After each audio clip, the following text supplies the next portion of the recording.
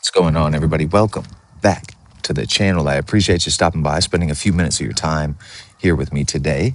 Um, Today was a no trade type of day for me, okay? I woke up, I felt a little under the weather. I was a little bit sick this morning, all right? But when I came to the charts, I just didn't see anything on my watch list worth trading in the New York session, all right? And I was primarily looking at these indexes, and I wanted to briefly go over with you today why I didn't trade. What on the charts made me say to myself, okay, we're not taking a trade today, all right? So I want to keep this real simple for you. Look at this NASDAQ chart, right? This is where we open right here, right? And you can see this market's all over the place, right? We go down, we go up, we go down, up, down, up, down, up. This is the type of session where you could get chopped in either direction, okay? Traders are getting whipsawed around in this market, right? Now, it might look like to you that we have a clear, like, pump, coil sideways, and dump, right? But to me, I'm like, do I really want to fight for my life in these types of market conditions when I can just wait another day, another week, and see a very clear setup that I can size into? Okay, because I'm not willing to size into something this messy, right? And the same is true on the DJ30, maybe even more so. Okay, you can see when this market opens here, okay, we dump down, we come flying right back up. We go a little bit higher, we dump all the way back down, and we go all the way back up. And we start dumping back down. There's a lot of back and forth action going on, okay?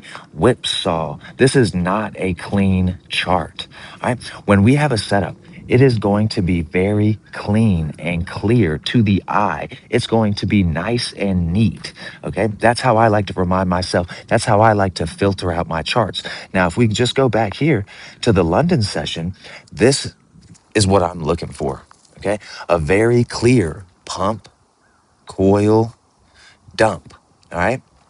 You see the M pattern at the high of the day, right? And as soon as we break that middle structure of the M, there's your entry. We've got 5-minute candle closes below the EMA in the direction of our trade. We hit that thing. You know what I'm saying? Very nice and easy. You see how it just collapses, all right? Now compare that to this, and you should be able to see we actually don't have a well-engineered chart here in the session, even though it might appear like it. Look at this, pump, coil, dump. Now, I took longs on the NAS yesterday because of the first green day signal, right? But structurally speaking, this is how clear things should be. It should be a clear pump, a clear coil, and we start to dump, all right? None of this business right here.